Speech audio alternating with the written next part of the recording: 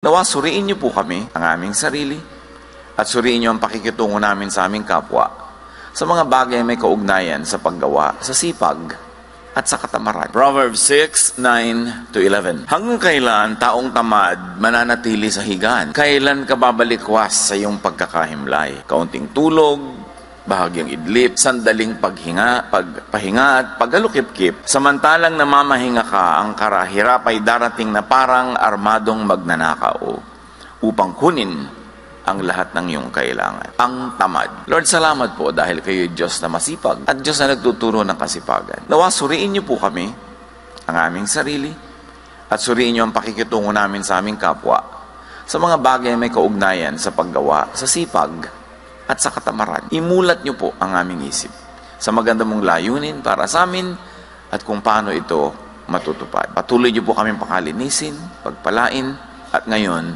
bigyan ng kaliwanagan. Kayo ang aming nilalapitan, tinig niyo ang ibig naming marinig. Salamat po sa ngalan ng iyong anak na si Jesus. Ang tamad.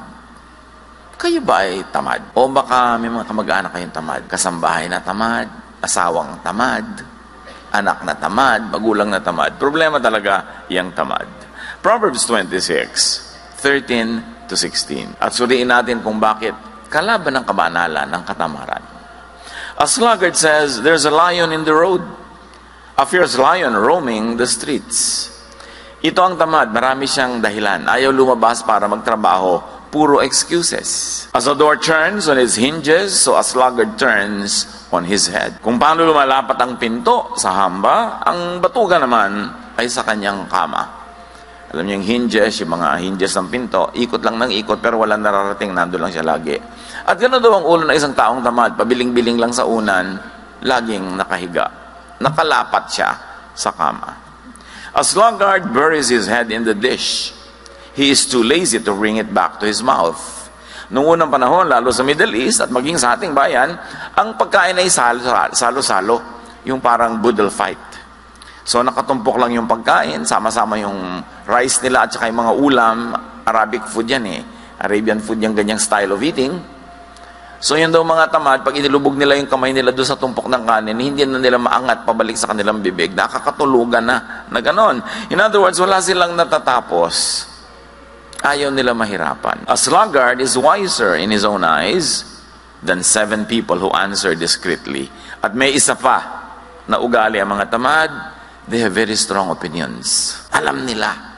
Magaling sila at sila ang tama. Magkakambal yan. Yang katamaran at katigasan ng ulo. Ang tamad, yung kayang gawin pero ayaw gawin dahil ayaw gumawa. O kaya kayang gawin ng mas magaling pero hindi ginagalingan para madalian. So kung tayo ay may kapansanan, may sakit, hindi katamaran yun. Ang tamad ay yung kaya pero ayaw balikatin, ayaw gawin. But laziness had primitive adaptive function. Sa mga dami na nang nanuri niyang fenomeno ng katamaran, kanilang napagtanto na ang katamaran ay may magandang gamit noong unang panahon.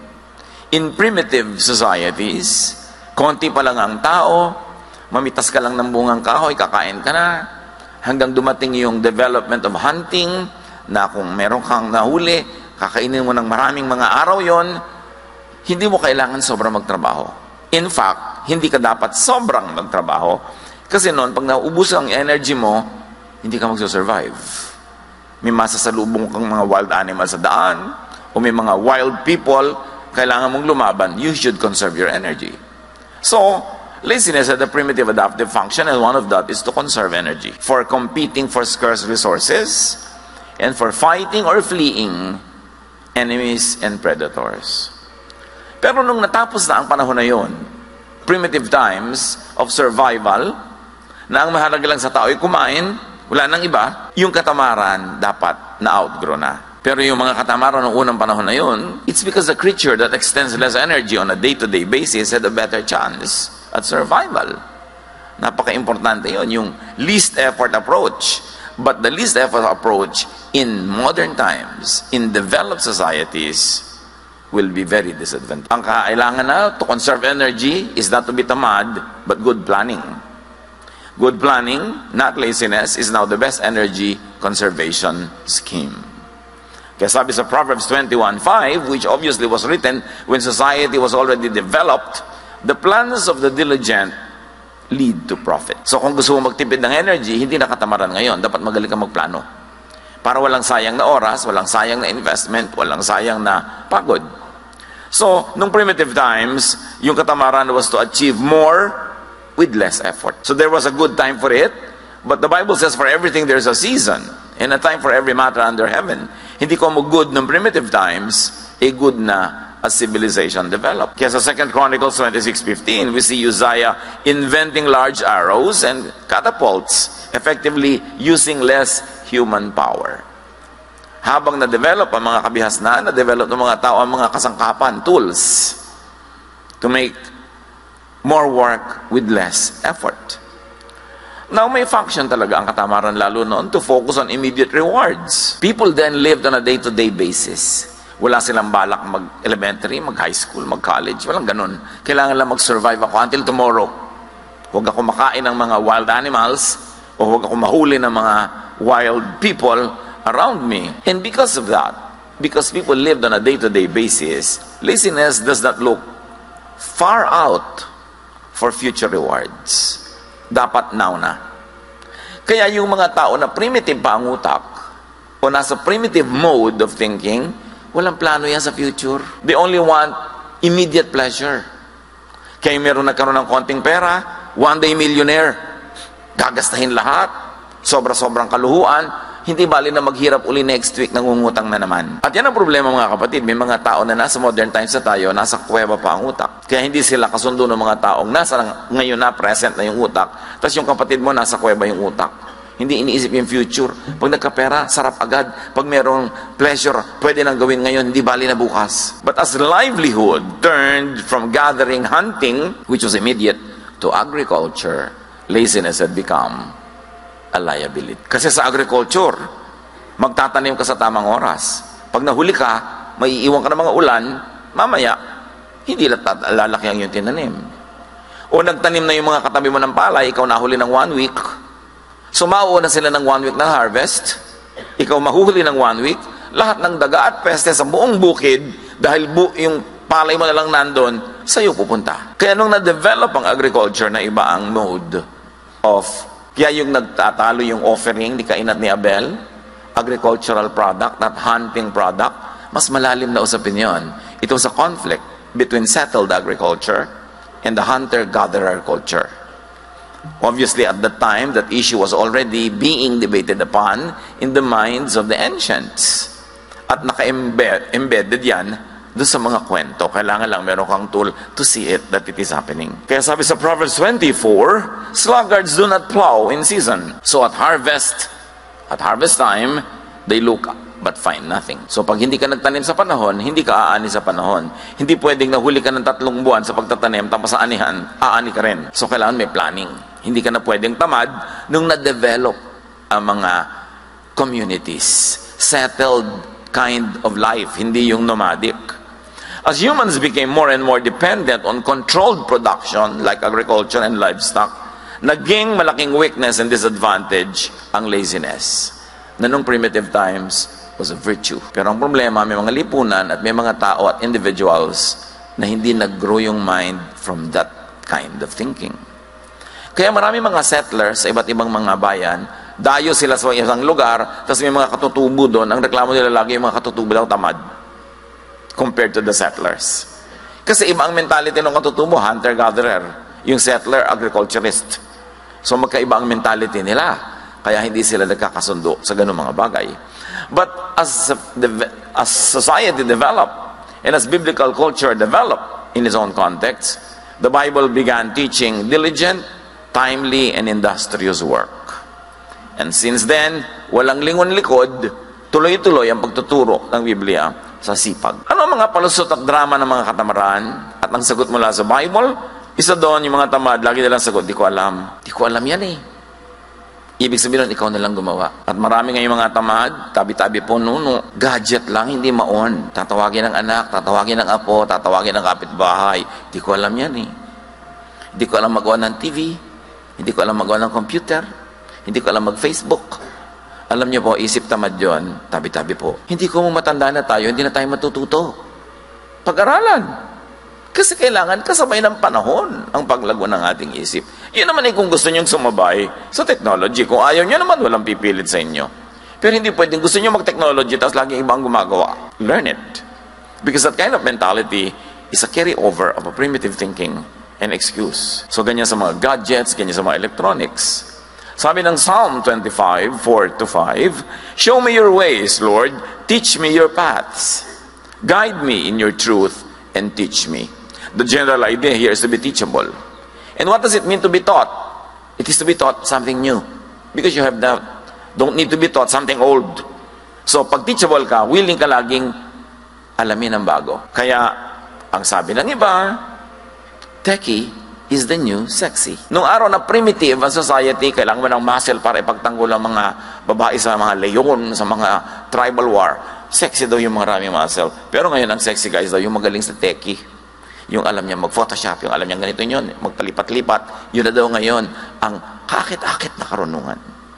Sabi nila, ewan ko sa inyo. 1 Peter 5:8, be alert and of sober mind. Your enemy, the devil, prowls around like a roaring lion looking for someone to devour. And if we may add, in the context of our discussion, to devour with laziness and with ignorance. Maraming paraan ng pag-atake sa atin ng lion. Basta anything that steals from you, that takes away growth or happiness or productivity, trabaho yon nung roaring lion. Proverbs 3:5-6. Trust in the Lord who commands work. Trust in the Lord with all your heart and lean not on your own understanding. In all your ways, submit to Him and He will make your paths straight to prosperity. If we cannot. In other words, yung mga teaching na yan sa Bible, may particular truth yan doon sa context na tinuturo niya, pero may universal truth yan that you can apply to other particulars. Basta na-universalize mo muna. At nakikita natin yung universal value of these teachings now being applied to work ethic. Ano pa mga palusot? Drama ng mga tamad. Baka mag-fail, baka tayo mapahiya, wag na lang. Yung laging takot mapahiya, takot mag-fail, isang uri ng katamaran. And because of that fear, you will be imprisoned and you will be in shackles and you will not be able to be free to do what must be done or to do what you could do. Kaya ang sabi ng Ecclesiastes 11:4, whoever watches the wind will not plant. Whoever looks at the clouds will not reap. Pag lagi ka daw natatakot mag-invest, natatakot kang magtanim, natatakot kang may simulan na project dahil baka hindi matuloy, baka sumama ang panahon, baka hindi mangyari ang gusto mo mangyari. Ganun, iyan ang mga kahit kailan ay hindi aan. Dapat willing ka na tumaya. You minimize the risks, you maximize the potential of success, but still, you should take risks. Kasali yun. Some people believe that their talents, their abilities and intelligence, or lack of it, are set at birth. Wala na silang ginagawa para i-develop ang sarili nila kasi iniisip nila lahat ng pwede nilang malaman at lahat ng pwede nilang kakayanan ay nung palang isinilang sila yun na at wala nang papalitan. But you know that the Bible always teaches development and growth. So keep changing. People of God, keep growing your mind. Ang tanging kulungan ng tao ay ang kanyang isip. Pag yung isip mo nang sabi, hindi ko kaya, hindi mo nga makakaya. Pag sinabi mong ayoko, hindi mo na nga magagawa. Pagka ayaw mo, yun ang limitation. Romans 12:2, do not conform to the pattern of this world, but be transformed by the renewing of your mind. Then you will be able to test and approve what God's will is. His good, pleasing, and perfect will. So kailangan daw, lagi kang willing to change your mind. As they say, only a fool does not change his mind. Willing ka dapat. Hindi yung ayaw mo na magpalit ng isip, ang isip mo sarado, dekandado. What will happen? Yun na lang yun forever. People grow with change, practice, and with effort. And growth is a primary duty of life. Dapat nag-grow. Parang yung natatandaan ko isang drawing, yung caterpillar at yung kanyang kamag-anak na caterpillar na naging paru-paro na, may pakpak na. Si caterpillar para paring worm. Sabi ni caterpillar kay paru-paro, you changed. Sabi ni paru-paro, we must. Dapat nagbabago. Yung mga kaibigan mo sa baryo nung araw, pag uuwi ka doon, sabi ay, nagbago ka na. Dapat. Alam naman hindi tayo magbago. Ikaw, ayaw mo magbago? Alam nyo, nagsasabi nun, yung nagbago ka na, yung hindi siya umasenso, tas ikaw umasenso. So, para tabla na lang kayo, gusto niya, huwag ka rin umasenso. Yung, naku, hindi mo na yan ma-reach. mo, dapat. Kasi kung nare-reach mo pa rin ako, ibig sabihin hindi ako nag-grow. So yung hindi ma-reach na ibig sabihin, iniiwasan kita, umayabang ako, kundi busy talaga ako eh. Kasi marami kong ginagawa. Marami akong inaatupag, marami akong commitment, so hindi mo ako ma-reach kahit kailan nalang gustuhin mo. Pero makakatsyempo ka rin na ma-reach mo ako. Pero may problema tayo kung kahit kailan kita gusto ma-reach, available ka. Ibig sabihin, wala kang ginagawa. Hindi po kasiraan yung hindi ka na ma-reach. Tiyempo-tiyempo lang yan para mo ma-reach. But an achiever, an active person, a fruitful person, mahirap talaga laging makaladkad yan. Kasi may mga kaabalahan. Pero hindi tayo dapat nagdadrama na hindi ka na ma-reach, nagbago ka na. Sabi nga nung paro-paro, we must. We cannot remain caterpillars. We must grow wings and fly because we are butterflies. Meron pang isang palusot, I can't. Di ko kaya yan. Natinig niyo ba yung katang, di ko kaya, di ko kaya, di ko kaya. Pag sinabi mo na sinabi yun, talagang hindi mo na nga kakayanin kasi nagpasya ka na di ko kaya. Laziness often comes from neurotic fear. Sa takot, abnormal takot na mabigo, na masaktan, na malugi, ayaw na lang.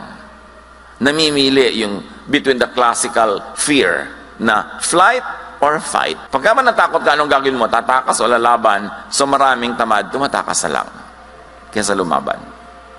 But of course, in wise life every day, you must choose if it's better and more beneficial to just fly away rather than fight. Pero sa mga challenges sa buhay, yung mga gusto mo ma-achieve, pagka lagi ka lang tumatakas, wala kang wagi. Matthew 25:25, sabi noong lazy servant na binigyan ng mga puhunan na hindi niya ipinamuhunan at itinago lang niya sa lupa, I was afraid and went out and hid your gold in the ground. See, here is what belongs to you. Yan yung parable of the talents. Nagbigay yung Diyos ng talent or puhunan sa tatlong iba't ibang tao. Yung pangatlo, wala siyang ginawa, tinago lang niya sa lupa. So sabi nung Panginoon niya na representative ng Diyos, bawiin yung konting nasa kanya. Ang konti na nga na ibinigay, hindi pa pinarami. Bawiin at ibigay dun sa mayaman na. Kung minsan, yung mayaman na yumayaman na, kasi masipag. Hindi naman laging masamang ang mayaman, yumayaman. Kasi meron din silang sipag. Meron din ginagawa. Kaya kailangan, pag binibigyan tayo ng mga katangian, ng mga puhunan ng Diyos, paramihin. Yun ang gusto niya. So let us all challenge fear and laziness. Dapat fight, hindi flight. Numbers 13:30-31, no ang mga espiya ng Israel ay minanmanan nila yung lugar na dapat ay magiging kanila, pero may mga tao, sabi ng mga kasamahan, naku, ang lalaki ng tao doon, para mga higante, titirisin lang nila tayo, huwag na lang tayo tumuloy. Then Caleb silenced the people before Moses and said, we should go up and take possession of the land, for we can certainly do it. But the men who had gone up with him said, we can't attack those people. They are stronger than we are. So ito yung fight or flight. Most of the people were choosing to fly away when Caleb said, let's fight. Let's go for it. What do you do with your problems pag parang malaki? Umiiwas kayo, tumatakbo palayo o hinaharap nyo at sinisikap nyong magwagi. Pag meron kayong magandang pangarap, mataas ang mga hangarin, sasabihin ng mga tao sa inyo, wala tayong pera anak, huwag ka na mangarap. Huwag mo nang isipin yan. Pinanganak tayong mahirap, mamamatay tayong mahirap. So pagka gano'n ang mentality, mamamatay nga mahirap. Kasi they don't want to give it their best. Pero yung mga lumaki sa kahit na napakagrabing kahirapan, pero hindi nila tinanggap ang hirap na yun, ayaw nila, ginawa nila ang magagawa nila, yun ang nakakabalikwas at nakakalampas sa mga inborn kahirapan. Kaya mahalaga yung mind. Paano tayo mag-isip? Meron naman isang drama ng mga tamad, kapagod, wag na lang. Marami ganyan, karpintero, may idinidescribe kang gawin. Sabi, sir, ang hirap naman yan, dalian na lang po natin. Sa mahirap nga, triple ang bayad. Gusto mo madali, sa madali na lang po. Ano mangyayari sa buhay niya? Ayaw mapagod. Kasi ang tamad, ayaw mapagod. Alam niyo kung anong motto ng mga tamad? Di bali ng tamad, hindi naman pagmakaya na inyong memory verse, life verse. Diba? Di bali ng tamad, hindi naman pagod. Nakita ko yan sa kwarto ng isang dati kong katulong sa bahay. Hindi ko naman ugali magsusuot sa mga kwarto nila, pero minsan nung wala na siya, umalis na, dahil may iba nang ginawa sa buhay, di nagpalinis ako, nakalagay sa dingding niya, di bali ng pagod, di naman tamad. Ay, di bali ng tamad, di naman pagod. Kaya ito pala yung motto niya, kaya laging araw-araw kami may tunggali. Proverbs 24:30-31, I went past the field of a sluggard, past the vineyard of someone who has no sense. Thorns had come up everywhere, the ground was covered with weeds, and the stone wall was in ruins. Sabi niya, dumaan ako sa property ng isang tamad, walang utak. Gano'n, naku, puro dawag, puro tinik, puro damo, at giba-giba ang kanyang pader. Ganon daw pagtamad. Pero kahit naman sa kasipagan, mga kapatid, huwag OA, don't exceed limits. Kahit yung mga paggawa ng mabuti, paglilingkod, dapat may pahinga ka rin, ha? Huwag naman yung extreme. Mark 6:31, no, ang mga disipulo ng Panginoon ay hindi makapagpahinga, hindi makakain dahil sa dami ng pinaglilingkuran. Subalit napakaraming taong dumarating at umaalis at hindi na nila makuhang kumain. Kaya't sinabi ni Jesus sa mga alagad, magpunta tayo sa isang lugar na kung saan maaari tayong makapagsarilinan at upang makapagpahinga kayo kahit na kaunti. Ganyan kung gano'ng kabait si Jesus. Pinaglilingkuran ng kanyang mga alagad yung mga tao, pero sa inyo, magpahinga muna tayo, iwan muna natin sila. Doon sa tayo-tayo lang para kayo makapagpahinga. So huwag naman tayong extreme sa sipag, kahit pa nga sa mga gawain ng Diyos. Kasi ang Diyos nga nagturo ng pahinga. On the seventh day, we should all rest. Isa pang drama ng mga katamaran yung, hayaan na, sige na lang. Ecclesiastes 10:18, through laziness, the rafters sag. Because of idle hands, the house leaks. Pag daw tamad yung tao, lumulundo na yung mga bubong niya, tumutulo na mga bubong, wala lang. Sige lang, okay lang. At hindi dapat. Ganon din sa katawan. You maintain the house, but you also maintain the temple of the Holy Spirit, which is the body. Hindi ka dapat tamad sa hygiene, at hindi ka dapat tamad sa healthful habits. At isa pang drama ng katamaran yung if only. Kung pinanganak lang sana akong mayaman, kung ipinanganak lang akong ganito, kung meron lang akong ganyan.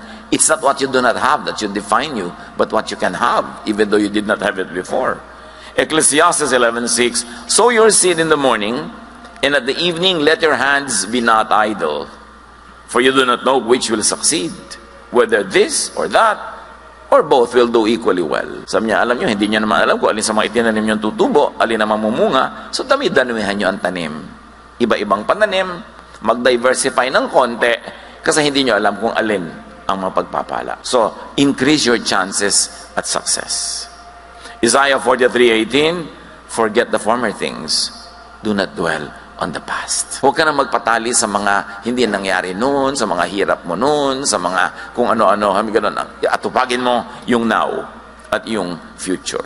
Kung hindi ka masaya sa iyong past, baguhin mo yung iyong now at mababago ang iyong tomorrow. Pero tama na yung kada drama over what cannot be undone. At isa mang drama ng katamaran, ganito na talaga ako. Yung iba pa, papalakihin nila, ganyan lang talaga. Wala tayong magagawa. Sa salita pa lang, sa palagay nyo, asenso, wala tayong magagawa. Therefore, wala tayong gagawin. Anong mangyayari sa ganong mentality?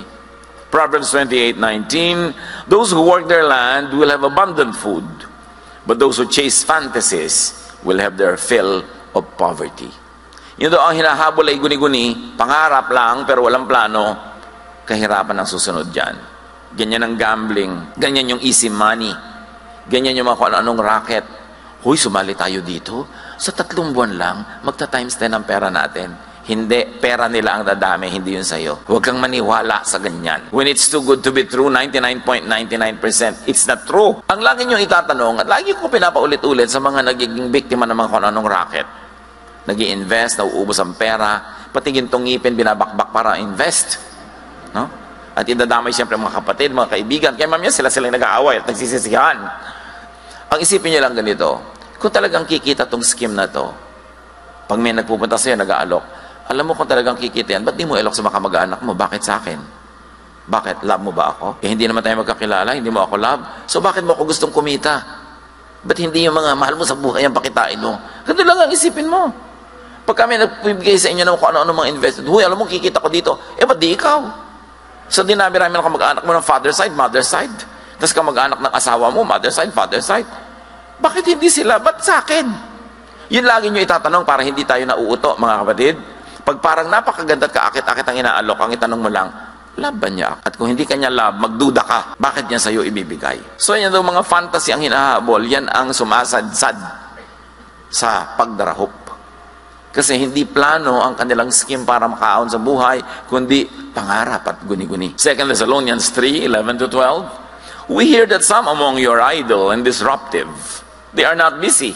They are busybodies. Such people we command and urge in the Lord Jesus Christ to settle down and earn the food they eat. Ang linaw na itinuturo sa very young church. Kasi marami sa young church, akala nila dahil Jesus is loving, dahil because we love, therefore hindi na ako magtatrabaho, bigyan mo na lang ako. Therefore, may sakit ako, ipagamot mo ako. Therefore, nangangailangan ako, ibigay mo na ibigay. Ang daming abusadong Christian. Kasi akala nila, ganun ang ibig sabihin ng God's love. Kaya marami sa mga churches, pagka medyo may kaya ka, tapos may sister, diba? Mag-isip-isip ka, diba? Kabala ka na niya utangan next week. Yung pa-sweetie pie sa'yo, diba? Sister. That's why I always advise people, meron kang sariling kumpanya, gusto mong mag-Bible study doon, kumuha ka nila ng ibang teacher. Huwag ikaw. Unless talagang kinausap ka ng Diyos, dapat ikaw. Kasi ma'am, yung mga empleyado mo na naging sister and brother ka na, abusuhin ka na. So magpadala ka na ibang teacher doon. Pag pumapasok lang sa office nyo, ang tawag pa nila sa'yo, ma'am, hindi sister. Kasi ang daling umabuso. Sabi ganon, sabi ko sa inyo, magtrabaho kayo para kayo kumain. Huwag pa kayo magpaka-sister dyan. At pagka binibigyan kayo, sige, pero huwag nyo obligahin dahil lang sister, brother. Hindi ganon ang turo ng Diyos. Abuso yun ng maraming tao. Isa pang drama ng mga tamad, nakakahiya. Kakambal kasi ng katamaran niyang hiya. Kung bakit nahihiyang magtrabaho, pero hindi nahihiyang manghingi. Nahihiyang magbanat ng pawis, ng buto at magpapawis. Nahihiyang makita na nagtatrabaho ng mga menial job, so to speak.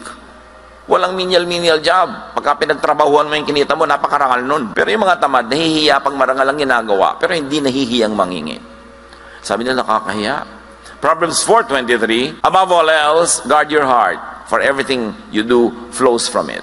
So guard your heart, guard your mind. Ibig sabihin, pakaisip-isipin mo kung ano iniisip mo at piliin mo kung ano ang dapat ikahiya, hindi dapat ikahiya ang pagsisikap para kumita. Ephesians 5:29, after all, no one ever hated their own body, but they feed and take care their body, just as Christ does the church. So what?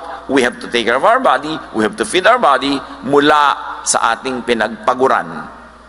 Liban na lang tayo sobrang bata, sobrang tanda, o sobrang hina at may sakit. Earn your food, earn your maintenance. Overcome laziness. At kung hindi tayo yung lazy, teach people around you who are lazy to overcome laziness. Strive to do your best and teach people to do theirs. Ecclesiastes 9:10, whatever your hand finds to do, do it with all your might. For in the realm of the dead, where you are going, there is neither working, nor planning, nor knowledge, nor wisdom. Ganyan ang pananaw ng mga ancient people. May ganun, pag sa kabilang buhay na, iba na doon, hindi mo nagagawin ang mga ginagawa mo rito, we may never work like this again. So work well na. Gawin mo na ang dapat mong gawin, kasi pagdating mo sa kabilang buhay, iba naman ang andar doon. Review and refocus your direction if guilty. Or people around us are guilty and we have the clarity of mind to see that they are guilty. In very godly and kind ways, make them review and refocus their attention. Ephesians 4:28, anyone who has been stealing must steal no longer.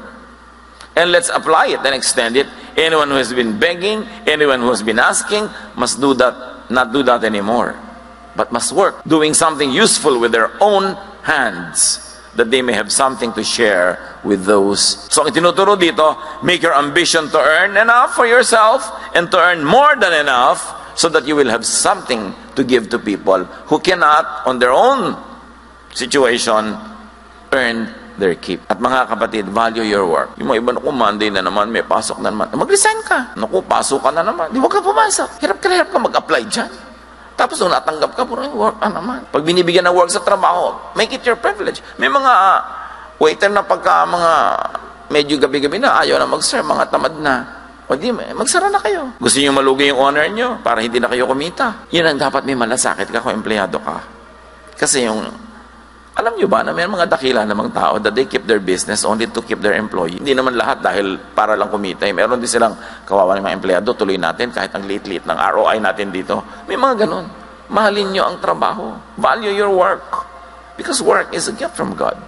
Acts 20:34-35, you yourselves know that these hands of mine have supplied my own needs and the needs of my companions. And this is Paul speaking. Si Paul, as pastor, hindi siya palahingi, hindi siya paladaing. He was a doubly productive pastor because aside from doing his work, church work, he was making tents, he had a trade that earned him money.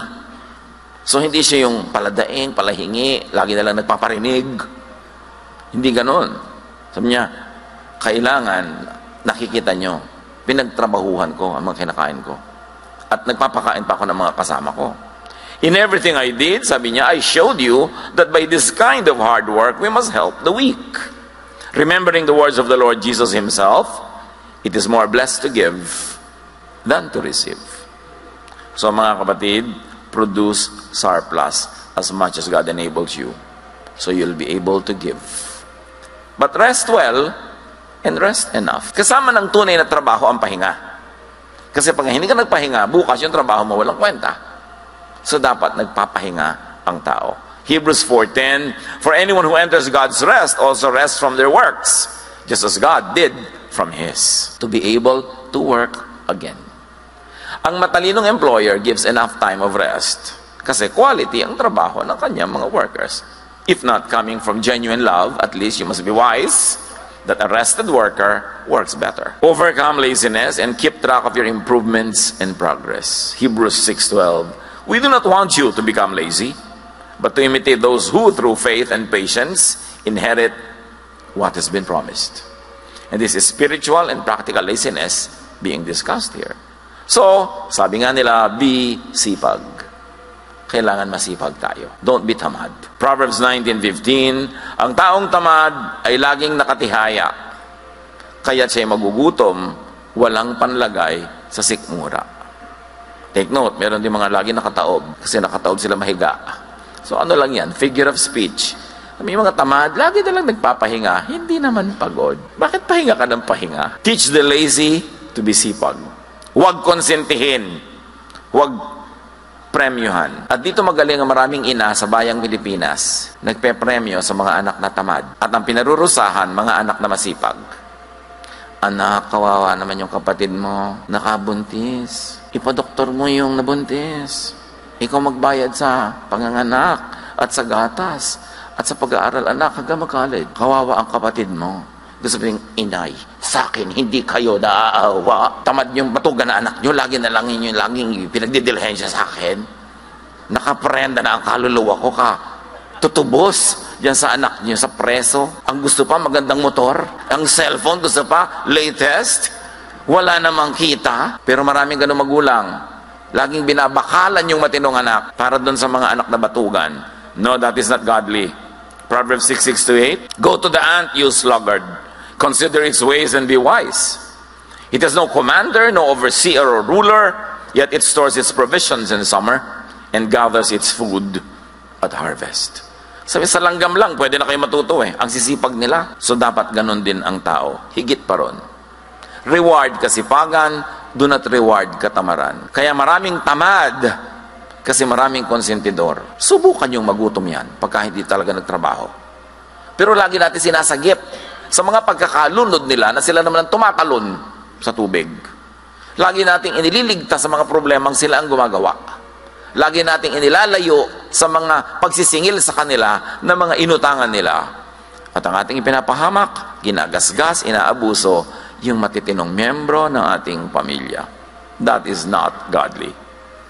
2 Thessalonians 3:10, nang kami ay kasama pa ninyo, itong itinuro namin sa inyo, huwag ninyong pakainin ang sino mga ayaw magtrabaho. Sa Bible galing yan ha. Ba't ninyo isulat sa Manila paper, pentel pen, at ilagay nyo sa inyong dingding? Yung mga anak nyo batugan na, yan ang ulam. Eh, binigay ka pa pamalengke? Wala. Ayan, daliri mo, ipalaman mo sa tinapay, anak. Hindi ka naman nag-entrega, hanap ka pa ng hanap ng ulam. Kasi kinukonsente. Charity is to give to the needy. Pero hindi lang tayo called to be charitable, we're also called to be just. Justice is to give to the deserving. Yan ang drama ng lahat ng politiko natin eh. Laging give to the poor. Wala pa ako narinig sa politiko na give to the deserving. Lagi nilang gustong hututin yung tax na binabayad ng middle class na overtax and overwork para ipamigay sa mga hindi nagbabayad ng tax. Although yung iba naman talaga dahil sa hirap, hindi tuloy makabayad. So may mga deserving talagang tulungan. Pero hindi lagi tayong romantic to always give to the needy, forgetting to give to the deserving. Sa mga anak ninyo, mga kamag-anak ninyo, mga empleyado nyo, yung deserving huwag niyong pabayaan. Although meron pa rin tayo siyempre charities, we give to the needy who cannot on their own power and energy feed themselves. Because they are too young, too old, or too sick. Pero ang laki-laki ng katawan, napakabatugan, gym ng gym, nagpapabili pa sa'yo ng supplement. Tapos pinapagalaw-galaw niya yung mga muscle niya na ganyan na hindi naman kumikita. Sana napagkakakitaan yung gaganon-ganon na muscle, no? Importante, huwag tayong konsentidor sa tamad. Huwag tayong extremely charitable that we forget to be just.